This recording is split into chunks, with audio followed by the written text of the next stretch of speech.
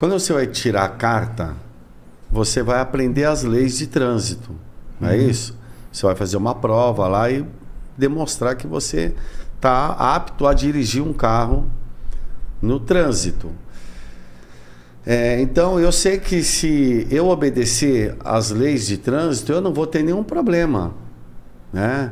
Eu não vou ter nenhum problema com outro condutor, não vou ter problema com pedestre, porque você está obedecendo essas leis, você está inserido nesse contexto e está obediente às regras estabelecidas por essas leis de trânsito. Quando eu cometo alguma arbitrariedade, uma velocidade mais alta ou cometo algum acidente, eu vou ser penalizado porque eu infringi uma lei de trânsito. Então, quando eu estou... E todos nós estamos inseridos em regras. Quando existem regras e nós adquirimos uma disciplina para obedecer essas regras, as coisas andam bem. Isso é muito importante na nossa vida, possamos compreender. Tudo tem regra na vida. Você vai morar em família, tem regra. Tem mais ou menos a hora que acorda, tem a hora do café, vai trabalhar, tem que tomar banho, tem a hora do almoço. Quanto mais a gente for disciplinado nessas atividades, a chance de dar certo é muito grande. Tanto para o seu organismo, tanto para o seu psicológico, né? Porque você vai estar de acordo com obedecendo aquelas normativas estabelecidas pelo lar ou pelo trabalho. Isso vai ajudar bastante. Na natureza é a mesma coisa. Se você não obedecer às regras estabelecidas pela natureza, você vai sofrer as penalidades, entre aspas. E mesmo que eu não tenha conhecimento, ela ainda está em vigor. Sempre vai estar em vigor. Mas assim, quando você tira a carta, você tem um conhecimento. Então você sabe ler as placas, você sabe tudo. Vamos supor uma pessoa que não saiba.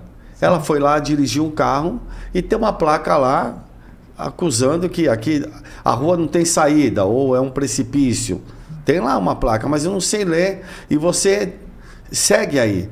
E quando você desobedece ou por falta de conhecimento você acaba sofrendo as injunções da lei, lógico que ela é diferente para um ignorante do que para um cara que conhece. A lei divina, eu vejo assim, falam assim, a lei é de misericórdia. Por que a lei é de misericórdia? Porque ela atua, ela é implacável. Ela, assim, não tem como você mudar a lei. Porque se ela é uma exteriorização da vontade divina, né? Aqui o divino nós estamos colocando não como uma pessoa, um ser antropomórfico que nem a gente. Nós estamos colocando, o Espiritismo apresenta a Deus como uma inteligência suprema. Sim. E ele é causa de tudo que tem no universo. Então, nós não temos essa compreensão de Deus ainda. Nós compreendemos Deus pelos seus atributos. Olha que interessante. O grande astrofísico Stephen Hawking, ele era ateu. E ele dizia assim, eu só consigo, porque eu sou um homem das leis, eu sou um homem da matemática. Eu só consigo conceber Deus através de leis, que são leis imutáveis. Olha como é que a racionalidade do pensamento. Diante dessas leis, porque tudo está inserido nesse contexto de leis, o universo, né? O nosso sistema solar, as nossas órbitas, ninguém se choca, porque existe causas e existe o efeito, né? A causa magnética e o efeito, a repulsa ou a manter a distância, né? Então essas leis estão todas em perfeito equilíbrio, né? Perfeito equilíbrio, porque a lei ela é perfeita, advém de Deus. Mas vamos lá, vamos voltar só para a gente entender isso. Então, quando o Stephen Hawking nos afirma isso, e os espíritos falaram exatamente isso para a gente, nos apresentaram através de leis imutáveis, e ela é de misericórdia por quê? Porque uma pessoa que tem muito conhecimento, ela tem uma responsabilidade maior do que aquela que tem menos conhecimento. É natural. É natural. A cobrança em cima de quem tem muito conhecimento é muito maior daquele que é ignorante. Então a lei, ela é única, mas ela é de acordo com o entendimento de cada um. Ação e reação, causa e efeito, karma, são tudo mesmas coisas ou tem distinções? Então, assim, o karma vem do indiano, né? Do sânscrito, que diz assim: karma é algo decorrente de alguma coisa que aconteceu antes. Tá. Então, é tudo que é decorrente de alguma coisa que nós fizemos antes, eles entende como karma, né? Geralmente a gente entende o karma como uma coisa assim de cobranças, né? E o dharma seria uma coisa positiva para você. As virtudes e os outros seriam as aflições. Vamos mais ou menos assim. Por isso que ela fala assim, esse é meu karma, né? É meu karma, né? Então, na realidade, tudo aquilo que nós estamos enfrentando hoje é uma consequência do passado. Tá. Uma coisa que eu acho muito legal no conhecimento da realidade espiritual é essa. Eu sou um produto de N encarnações minhas. Eu sou um produto. O resultado de tudo aquilo que eu já participei, de milhões de encarnações, sou eu hoje.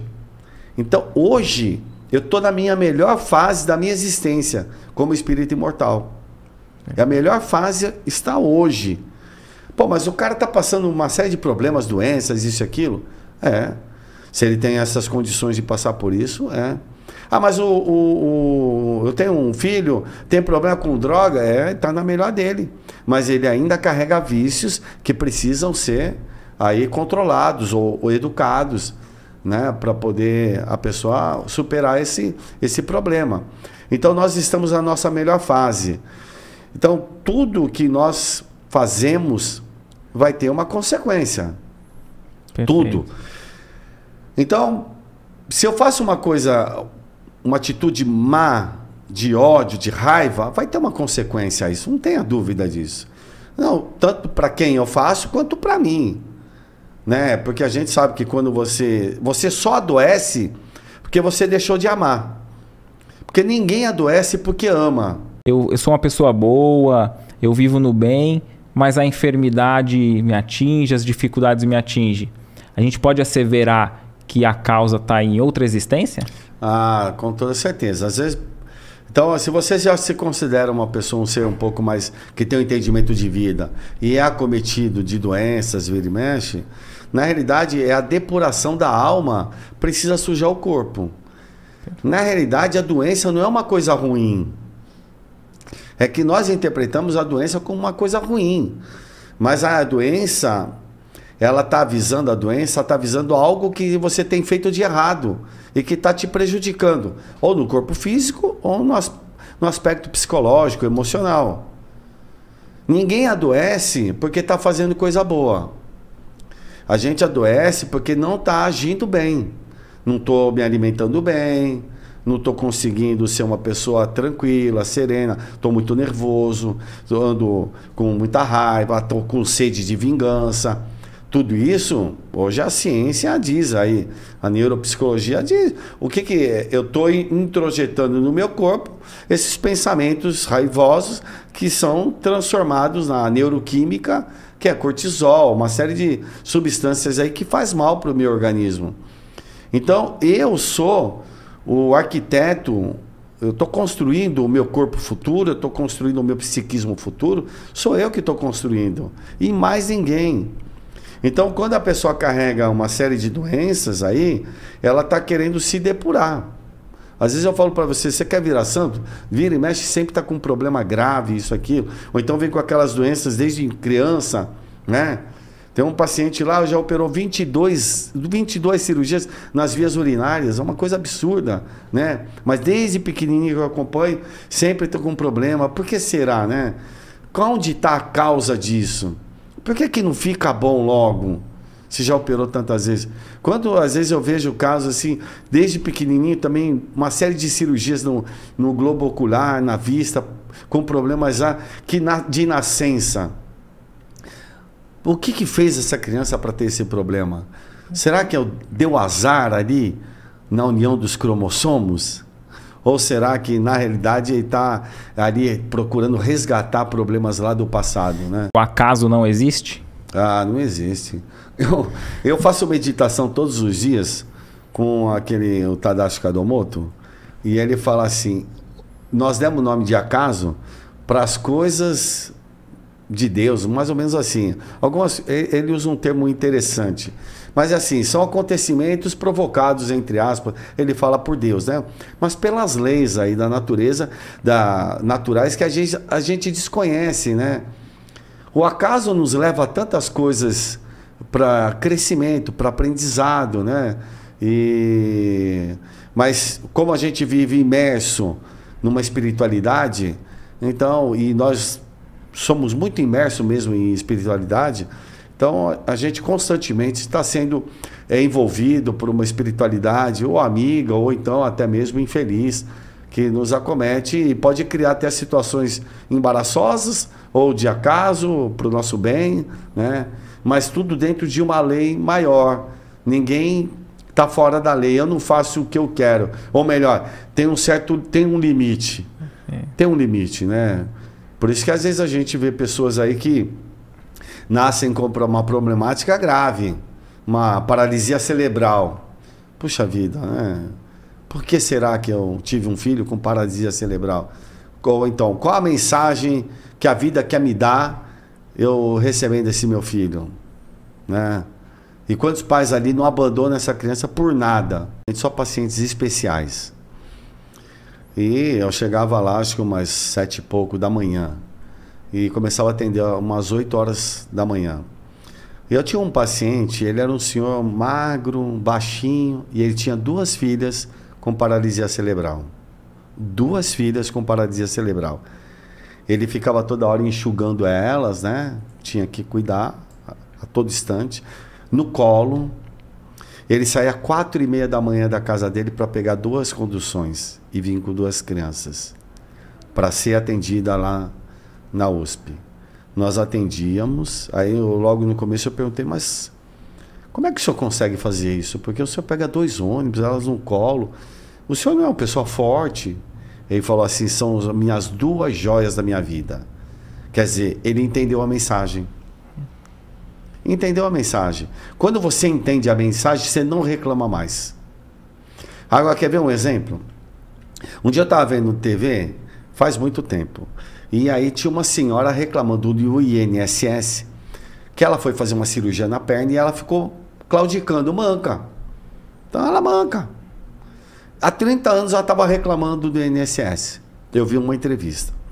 Nesse mesmo período, o Las Grael, o maior medalhista olímpico brasileiro, ele teve um acidente onde um cara alcoolizado atropelou ele, a embarcação dele, estava num outro barco, atropelou e decepou a perna dele.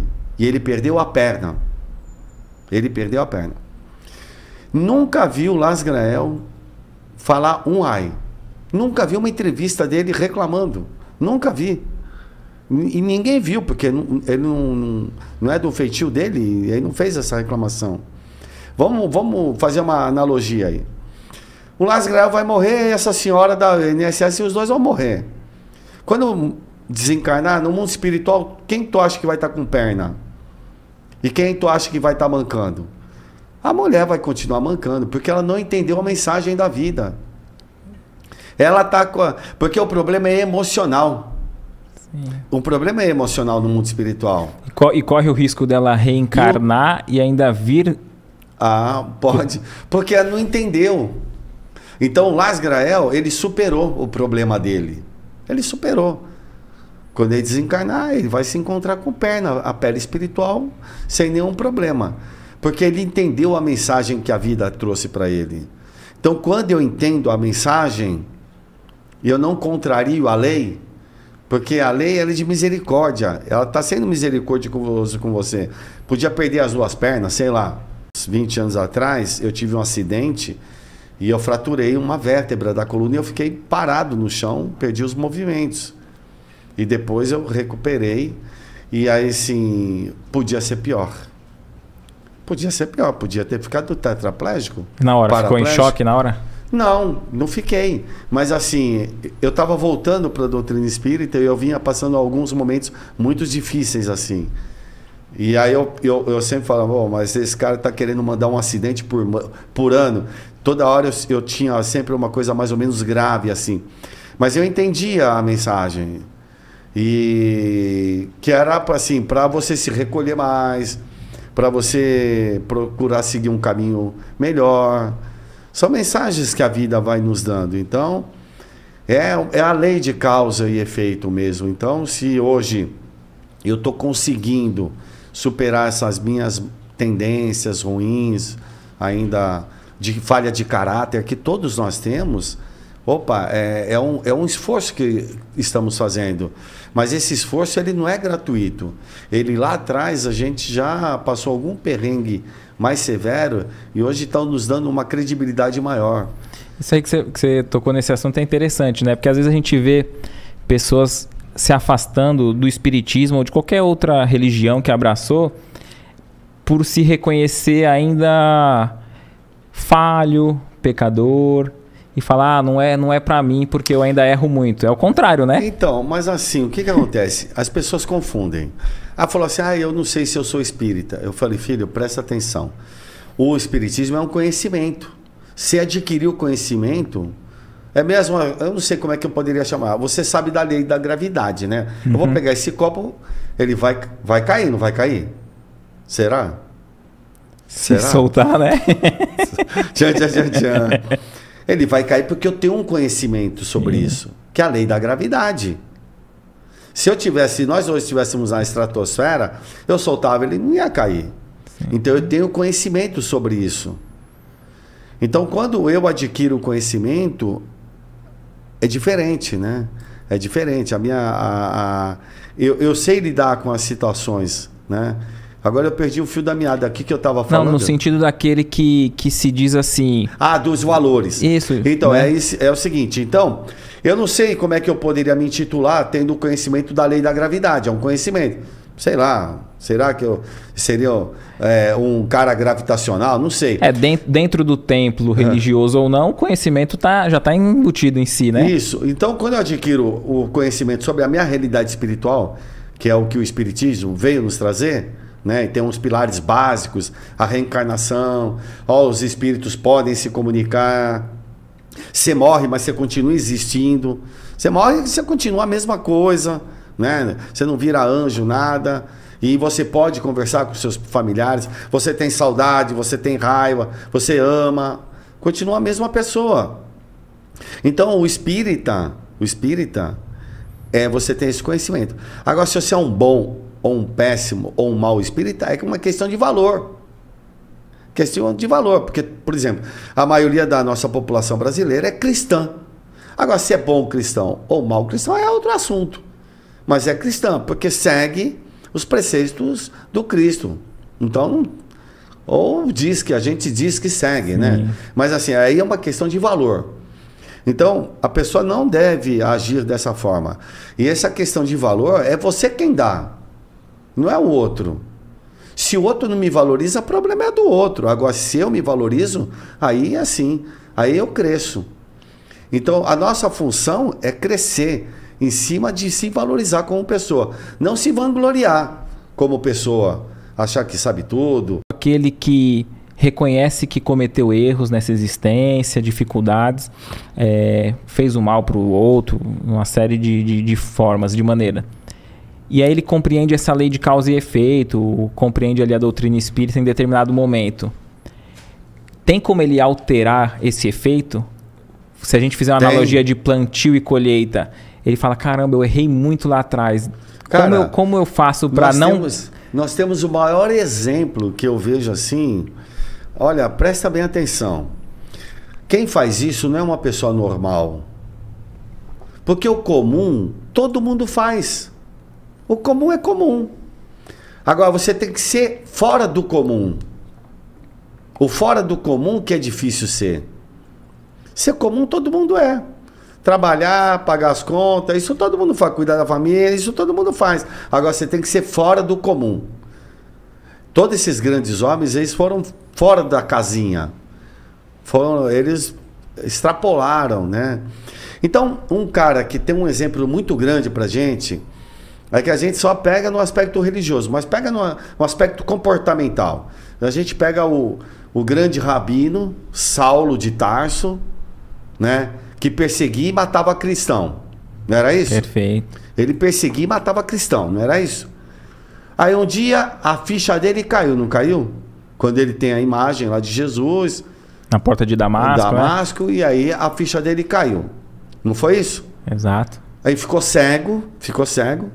Aí ficou lá no deserto. Foi restituída a visão dele através de Ananias.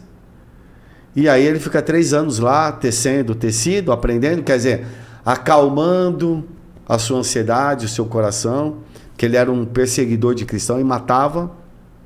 E aí foi ser o quê? Um cristão, cara. Olha que loucura que esse cara fez. Ele sai de lá de Damasco e vai lá para Jerusalém. E vai na casa de Pedro. E tá todo mundo lá reunido. E falava o nome dele, todo mundo tremia, né? Aí ele fala, bate na porta, ó. Eu vou ficar com vocês. Pô, você é louco, né, cara? Quem é que vai acreditar no cara? Você tá até ontem matando a gente. Como é que vai confiar num cara desse? Por isso, eu sempre coloco isso pra mim. Quando a gente falha muito na vida, você não vai ter confiança imediata. Não vai. As pessoas vão levar 10, 20, 30 anos para começar a confiar em você. Não vai. Tira o cavalinho da chuva. Porque como você falhou muito, você precisa provar muito. E foi o que Paulo foi fazer. E aí Paulo vai na frente, desbravando aquilo. Era humilhado, cuspiam, jogavam pedra nele, faziam de tudo.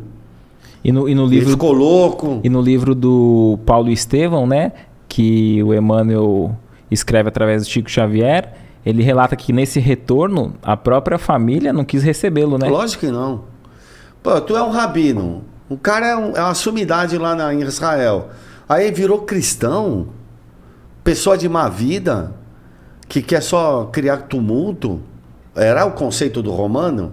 A gente tem que entender o que o romano visualiza também. O contexto da época, né? Você tem que entender, poxa. E aí o Paulo vai contrariar tudo isso. E nós só devemos o cristianismo para o Ocidente pelo Paulo. Porque o Paulo ia lá para as Índias, ele veio aqui para o Ocidente. Então, nós devemos muito a esse personagem. Então, assim, não é que porque tu muito errou, extrapolou, vira o jogo, bicho. Porque às vezes a gente pensa na próxima existência, né? Não. Ah, eu errei muito, o que vai ser na próxima? Próxima é agora. Faz agora, né? Você pega a Monja Coen. Pega a Monja Coen. Manda a Monja Coen contar a vida dela. E aí você vai ver. Ela mudou. Ela alterou o panorama de conduta de vida. Quanto tempo levou para as pessoas acreditarem? Muito tempo. Mas a vida é assim mesmo. Então, agora nós não podemos desanimar e desistir. Porque não existe injustiça no mundo. Não existe. Pelas leis divinas. A nossa está cheio. Mas as leis divinas não. Ela não é injusta. Não pode haver um erro numa lei divina porque acaba de ser... Não é mais divino, não é mais perfeito. Imagine ter um erro de cálculo nas órbitas da Terra. Acabou. Ela saiu um pouco. Morreu todo mundo, pegou fogo, virou gelo, se distanciou, se aproximou muito do céu, do Sol. Então não tem erro nisso aí. É tudo muito perfeito. Então as leis divinas, elas são perfeitas. E quando você entra numa família, a sua família, que foi arrumada para você, é a melhor família. Não é a que você merece, eu até entendo. Não é a que você merece. Porque às vezes você nem merecesse essa família. Mas é a família que você necessita para o seu crescimento. Porque as pessoas falam assim, tem uma ovelha negra lá na família. Sempre tem uma ovelha negra. Todo mundo tem. Às vezes é você e você não reconhece. Olha, interessante, hein? Às vezes a gente sempre acha que é o outro, né? E nunca se reconhece que eu sou a ovelha negra. Né? Então, se a gente não tá achando uma ovelha negra na família, toma cuidado, né? Faz uma reflexão aí, né? Mas é importante isso para entender que todos nós somos muito iguais. Todas as famílias são muito iguais. Né? Não tem muita diferença, não.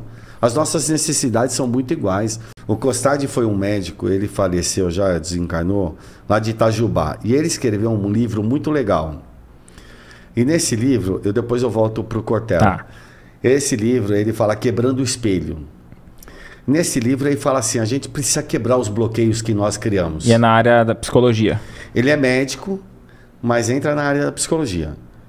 E aí, o Costard, ele fala assim, ele fala que a gente tem que criar esses bloqueios. E nessa fase, eu estava com a minha mãe, conversava muito com ela, e minha mãe tinha muitos bloqueios com o meu pai. Tipo assim, só obedecia meu pai reclamava, e aquelas coisas de casal antigo, né? Sim. O machismo imperioso, né?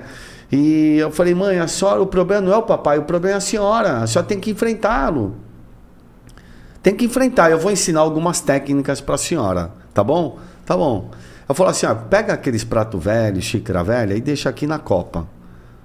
Quando o papai falar alguma coisa, aí a senhora vai virar uma atriz. Pega o prato e pá, e quebra. E fala assim, eu vou te matar, pá, quebra. Eu não aguento mais você e pá, e quebra. Mas com raiva, assim. Ela fez? Aí, calma. Aí, no dia seguinte, meu pai me ligou. Falou assim, Caetano, a tua mãe tá ficando louca. Eu falei, meu Deus do céu, minha mãe fez. Eu falei, mas não era para fazer, né? Assim, era assim, é para ela falar. Eu não sou ameaçar, boba, né? É. Bom, ela fez, quebrou lá um tanto de prato, acho que se empolgou. E a partir daquele dia meu pai ficou com medo dela. Medo não, passou a enxergar ela diferente. E eu ensinei uma outra coisa também. Preste atenção às mulheres. Homem detesta mulher que fala alto, que grita, não gosta. Então, aí eu ensinei, mãe, a senhora eleva a voz. Quando o papai fala assim, eleva a voz. E ela começou a fazer isso. Bom, a partir desse dia ele mudou o comportamento com ela. Mudou. Ele passou até a almoçar ao lado dela. Foi uma coisa interessante isso. Até o dia do desencarne dela. E aí é engraçado, depois que desencarnou, tem uma foto na sala, e a foto passou, às vezes bate sol lá. Ele fala, Caetano, fecha a cortina para não bater sol na foto. Olha que coisa doida. Mas é interessante porque funcionou, porque ela quebrou o bloqueio. Ela que criou o bloqueio de atender às necessidades. E aí não acha ruim. Então o modo que o outro nos trata vai muito de como a gente se impõe, como a gente se porta? Sem dúvida, sem dúvida. Se coloque, se posicione. Porque aí a pessoa vai entender, eu não gostei disso que você falou para mim. Eu não gostei. Eu não gostei da sua atitude. Às vezes, em relação namorado, um ato de machismo, se posicione. Por isso que aí depois descamba para violência, porque não brecou lá no comecinho. Sim. Se brecasse lá no comecinho, não virava uma tormenta na vida da pessoa. O terceiro, ele vai falar sobre leis naturais. Então ele vai falar desde uma lei da criação, que é uma lei divina da criação. Mas para essa lei vingar, ela precisa ter uma outra lei, que é da conservação. Existe uma lei da conservação. E ele vai abordar a conservação sobre vários aspectos. Fisiológicos, biológicos, emocionais. Vai fazer uma abordagem muito sociais. Depois ele vai ter uma lei que é da destruição. Que faz parte da vida a destruição. Quando eu tenho um tsunami, vamos falar uma destruição enorme, faz parte da lei divina.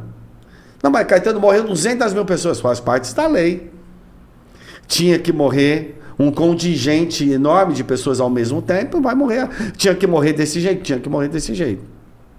Mas vai estar todo mundo ali? Vai estar todo mundo ali. Mas dá um baita de um trabalho? Dá um baita de um trabalho. Porque quem não tem que morrer, não vai morrer. Não vai estar ali, pode ter certeza. Porque senão haveria erros na lei. Né? E pode ser espíritos que se comprometeram juntos? E é um resgate junto nessa questão sim, de causa sim. e efeito? É que a gente não tem ideia, né? Mas imagine, vamos pegar 2 séculos para trás. Quantas mortes coletivas tinha? Era enorme, cara. Enorme. Pega a noite de São Bartolomeu, em Paris. 15 mil pessoas morreu numa noite. 15 mil pessoas por conta de religião. 15 mil pessoas. São mortes coletivas. São mortes coletivas que foi provocada pelo ódio protestante católico. Sim. Olha só que absurdo da gente. E nós participamos com toda certeza daquelas situações. Então, haverá resgates coletivos. Está dentro da lei, né? Então, e quem provocou... Imaginem quem provocou uma morte de milhares de pessoas. Quanto tempo vai levar para essa pessoa reparar essa problemática que ela criou para a vida dela? Por isso que quando uma pessoa assume uma responsabilidade muito grande, é muito complicado, né? Porque uma falha que você cometa e prejudique milhares de pessoas é muito comprometedor, né? Responsabilidade é grande, né? Muito grande. Imagine você ser prefeito de uma cidade. É uma responsabilidade enorme. Imagine ser presidente de um país. É uma loucura.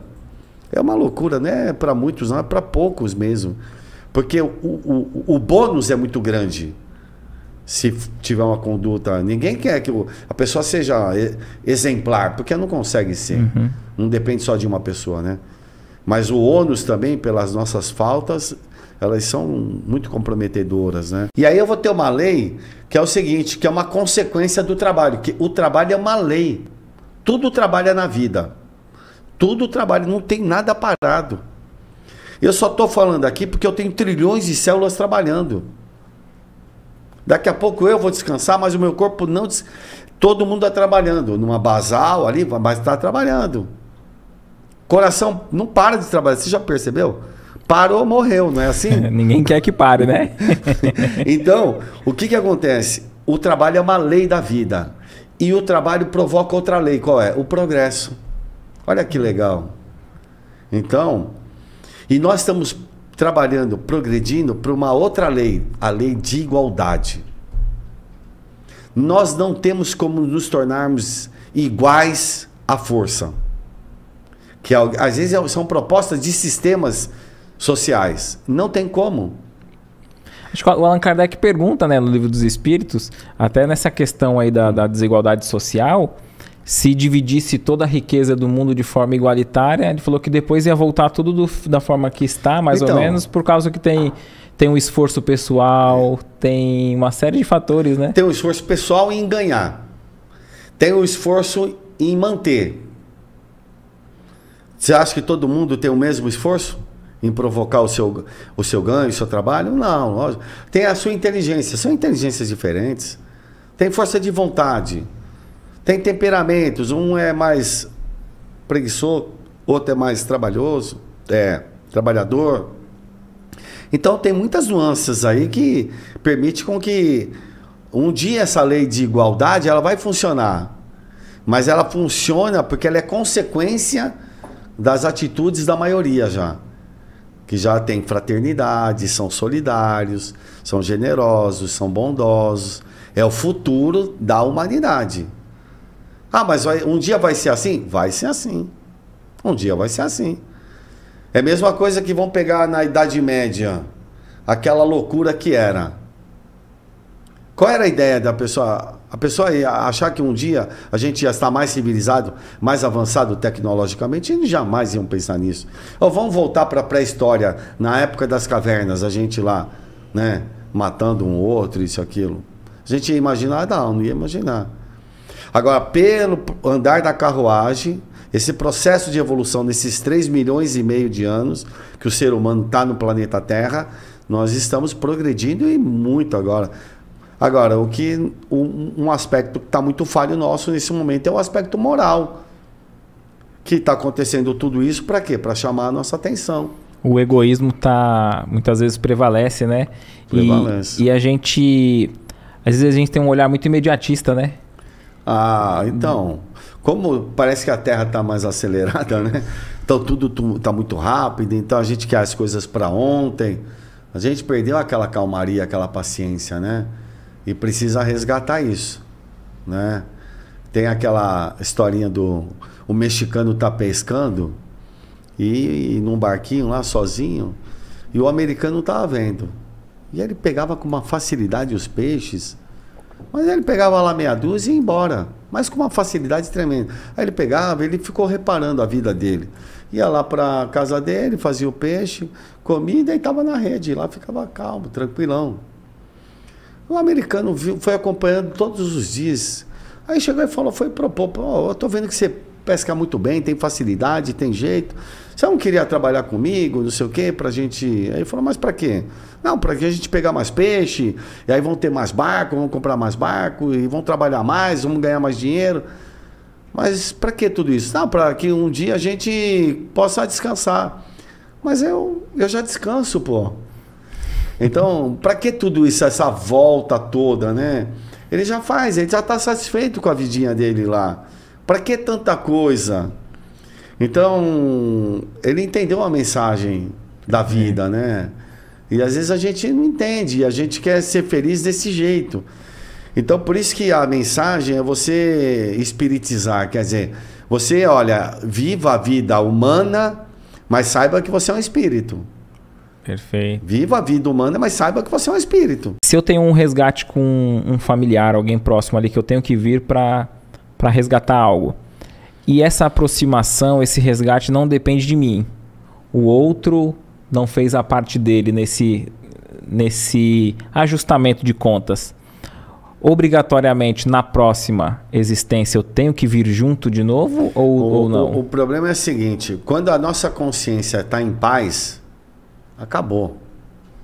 Acabou. Eu não te odeio, eu quero o melhor para você. Se dá para eu viver com você, eu vivo. Se não dá, eu te respeito. Não precisa amar. Porque o amar, às vezes, é convivência. Porque tem pessoas que ainda não têm essa condição. Vai lá saber o que aconteceu lá no passado. Às vezes são ódios mesmo. Então, o que eu digo assim, ó, é procura respeitar. Não precisa querer amar. Porque às vezes as pessoas já... tem que amar. Não, precisa respeitar. Conseguiu respeitar, ter alguma coisa a mais, dar um plus a mais, ótimo. Não conseguiu, não tem problema. A tua consciência tem que estar em paz. Uma vez chegou uma moça, uma senhora para o Chico Xavier, Chico, eu já fiz de tudo com meu filho. Ele é usuário de droga. Eu já internei, já fez isso, já fez aquilo. Eu não consigo tirar isso da vida dele. Já fez tudo? Já. Então pronto, acabou. Agora ama ele. Ama do jeito que ele é. Ama do jeito que ele é. Você ama o seu filho. O comportamento você não concorda. Mas quem muda o comportamento é ele. Não é você. Porque a gente confunde a pessoa com o comportamento, com a conduta. O ser humano, nós temos que amar o ser humano. A conduta, não. Porque se você não concorda, é outro problema. Como você tinha dito, né? Quem imaginaria que tinha um ser ali tão virtuoso dentro de um Saulo, né? Perseguidor de cristão, né? Então todos nós temos algo bom a ser aflorado, né? Com toda certeza. Com toda certeza. Não existe um ser humano no mundo que não tenha um amor por uma pessoa ou por um objeto. Ou até por um objeto. Alguma coisa ele tem. E aonde você vai pegar? É nessa coisa. Você tem que... Eu falo para as pessoas, mas eu não consigo isso, eu não consigo... É o jeito. Você precisa com a pessoa. É uma técnica. Um dia eu estava na rua, numa banca de jornal, e tinha uma senhora ali, e dali a pouco veio um menino de rua, e foi lá e deu um beijo nela e saiu correndo. Aí a outra moça viu e falou, mas que atrevimento desse menino. O menino tá bem desgrenhado, parecia era um usuário de crack mesmo. Aí, mas que atrevimento, que moleque, não sei o quê. Aí a outra senhora falou assim, não, é meu filho. É seu filho? É meu filho. Eu já fiz tudo o que eu podia fazer por ele. Ele está na rua hoje. Ele sabe que eu venho todos aqui, todos os dias, ele veio me dar um beijo, mas é meu filho. Vai fazer o quê? Ele tem a vida dele. Ninguém consegue transformar a vida de ninguém. Já para transformar a minha vida uma loucura, não consigo. Quando você vai se analisando, então assim... Por isso que a gente tem que ter muita comiseração ou compaixão com o nosso semelhante. Perfeito. Muita. Porque a gente também quer que os outros tenham conosco. Às vezes a gente vê pessoas que falam assim, meu, parece que tudo dá certo pra ele, pra ela.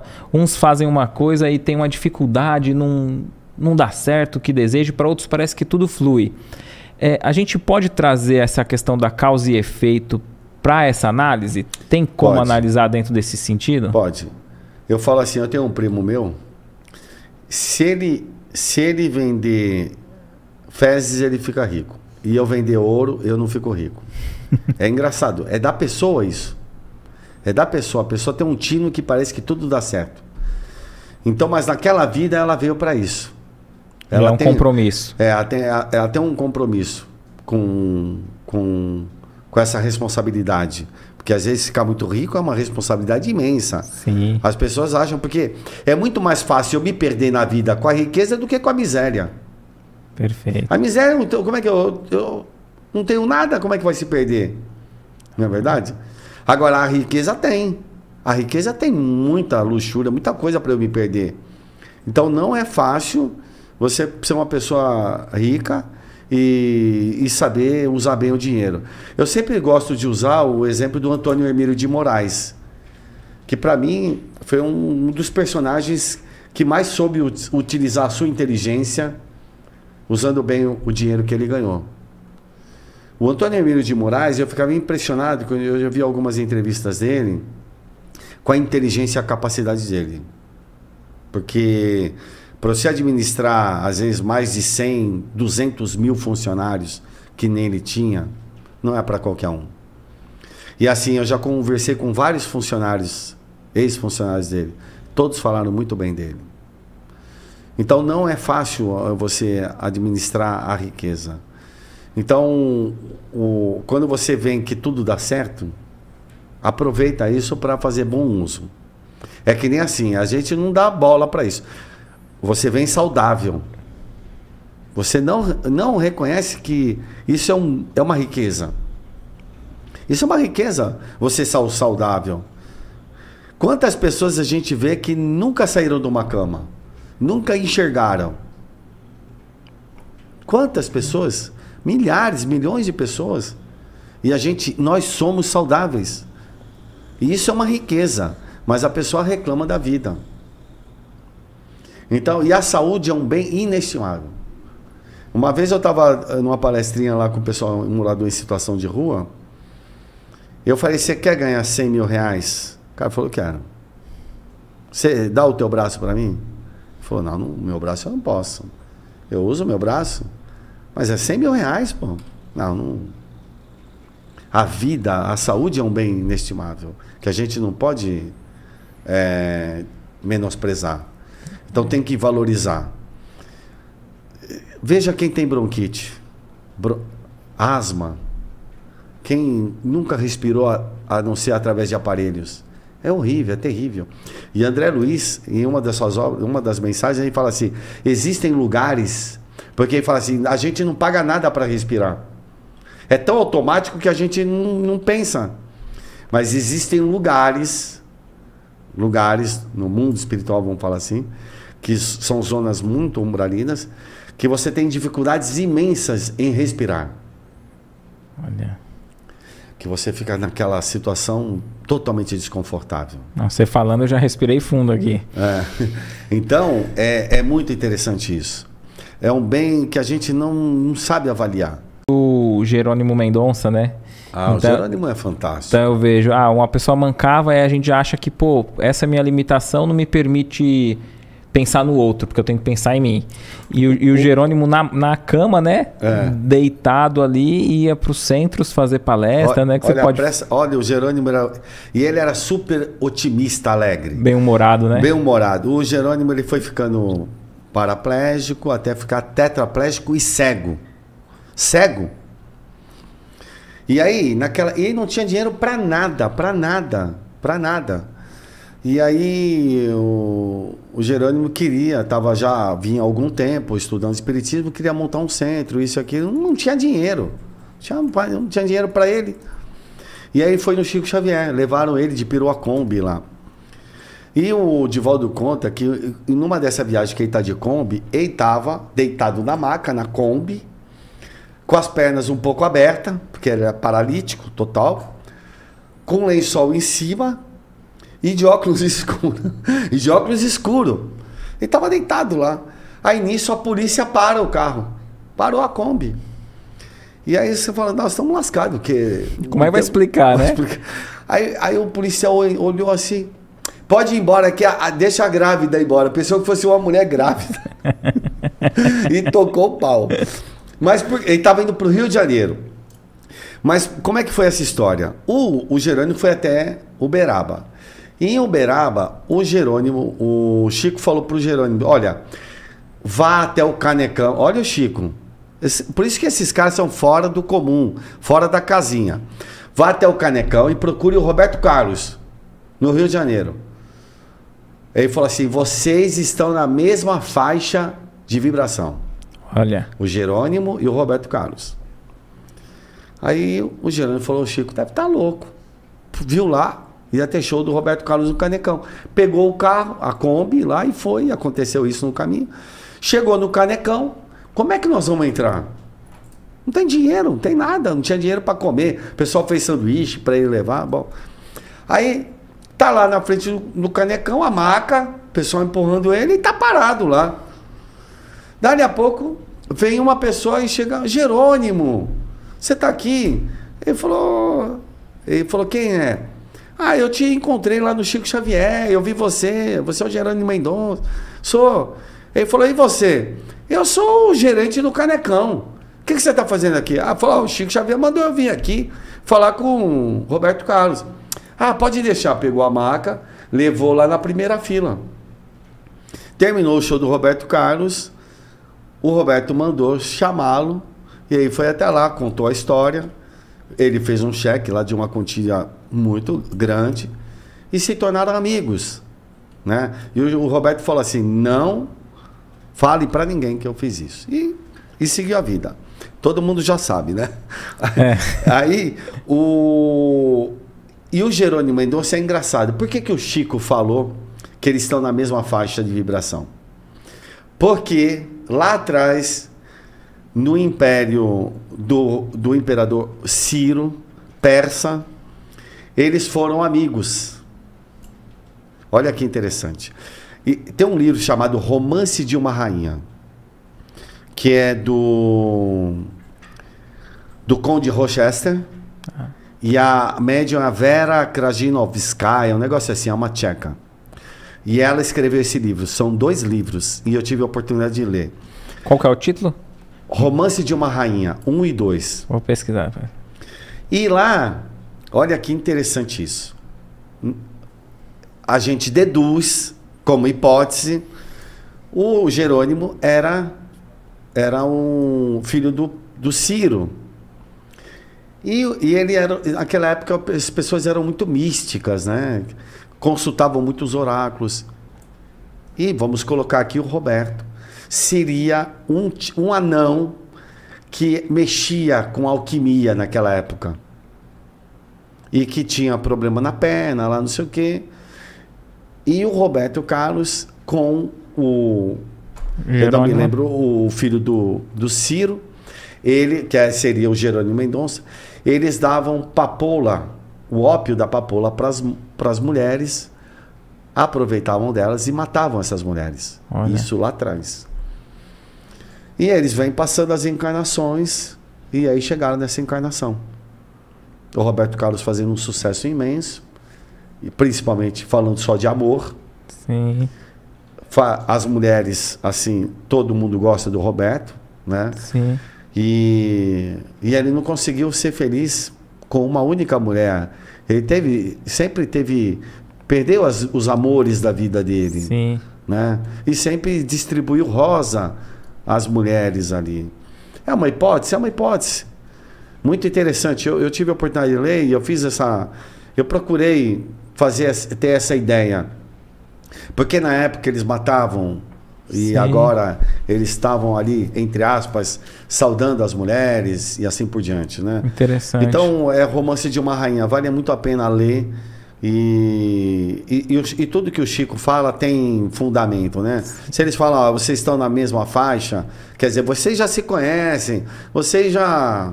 Vai que vai dar certo, Não é novidade para vocês, né? Então é muito interessante isso, porque mostra a lei de causa e efeito.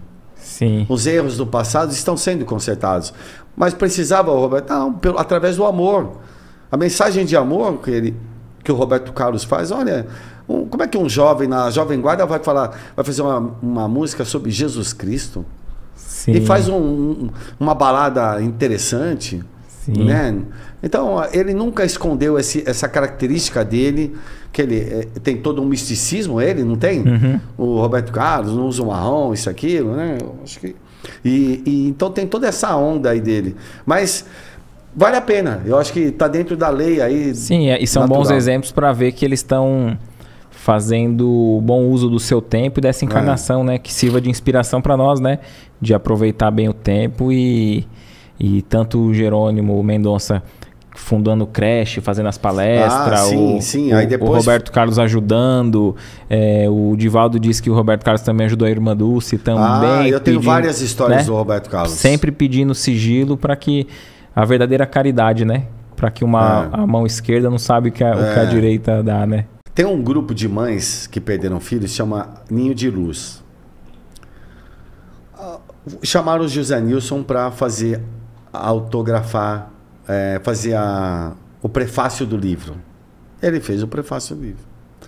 Dali alguns meses ele perdeu o filho dele num acidente de automóvel. Olha que interessante, hein? E o filho dele tinha acabado de entrar em medicina, estava numa fase muito boa, né? E aí o Zé Nilson foi convidado para fazer esse prefácio. Parece que as coisas estão... E o livro era sobre... Sobre desencarne de mães que perderam filhos. Tá. Mães perderam filhos. É como se fosse um prenúncio, um anúncio. Estamos anunciando aí que daqui a pouco é você que vai perder seu filho. E a esposa dele conta que hoje ela tem muito mais contato com o filho do que quando estava encarnado. Porque tem pessoas que têm uma sensibilidade maior. Então, percebe a presença dele muito mais. A vida continua e a presença... Porque o amor, ele não se perde. Aliás, nem o ódio, viu? Preste bem atenção, nem o ódio. Mas o amor nos traz bem-estar, paz, serenidade, confiança, né? Então, não é porque desencarnou que perdeu o contato. Muito pelo contrário, vai reforçar mais o contato, né? Perfeito. Temos que progredir muito. O que vai acontecer quando todos progredirem? Opa, que bom, hein? Imagine uma sociedade onde não tenha doença, onde ninguém tem inveja, todo mundo seja solidário, todo mundo é fraterno, todo mundo é honesto, não tem corrupção, tudo funciona, saúde para todo mundo. Olha, quando chegar nessa fase, nós nem vamos precisar mais de hospital, quase, né? Porque a gente vamos já nem sabe. Ficar doente. Nem vai ficar mais doente, porque você já está... porque a nossa doença, ela vem da alma, né? Da falha das nossas condutas e assim por diante, né? Então, nós não vamos precisar mais adoecer. Porque ainda nós precisamos adoecer para chamar atenção, que tem coisa errada, que estamos fazendo coisa errada. Então, a sociedade, um mundo ditoso, vamos falar assim, Juliana, tem uma classificação dos mundos, né? Nós já passamos pelo mundo... Nós estamos no penúltimo lugar, viu? Não vamos ficar muito animados. Passou para o mundo primeiro, que é o mundo primitivo. Sim. E depois é o mundo que nós estamos, de provas e expiações. Na fila que tem é grande, nós estamos em segundo lugar. Né? Estamos muito mais próximo do início do que do final. Não, não vamos desanimar. Não, mas assim, nós agora estamos passando por essa transformação, né? Nós vamos entrar no mundo de regeneração. O mundo de regeneração, nós vamos ter todos esses problemas, mas vai prevalecer mais o bem. Nós vamos ter provas que passar, mas o bem vai predominar. Então, assim, vai ser bem melhor. Mas vai chegar um dia que nós vamos ter um mundo ditoso. O que é o mundo feliz? É o que você está pensando, Juliana. onde entre aspas, vamos falar assim, o paraíso, né? Onde há uma sociedade que funciona perfeitamente. Se hoje a gente tem essa tecnologia, imagine... Imagina, Caetano, uma sociedade que, logo que o espiritismo não idolatra ninguém, mas nós temos bons exemplos, né? Uma sociedade em que todos os habitantes ali são nível Chico Xavier, hein? Tem tanta gente aí nesse nível, né? A gente pode pegar a Madre Teresa de Calcutá lá na Índia, né? Pessoa fantástica que... Eu gosto muito do Albert Sabin, sabe? Albert Sabin que trouxe... Você imagine você vir com uma função, com uma missão. Erradicar a paralisia infantil de um planeta. E com uma gotinha só ele fez isso. Para mim é um sujeito extraordinário, esse Albert Sabin. É um missionário, né? Então, imagine na área das ciências, né? A gente tem tanta gente exemplar aí, mas vai chegar um momento que sim, que esses personagens vão ser multiplicados. E nós estamos aqui para isso. Você é um deles, a Juliana é um deles, todo mundo que está aqui é um deles, que nós estamos buscando isso, né? Se tornar uma pessoa melhor, para ter um mundo melhor.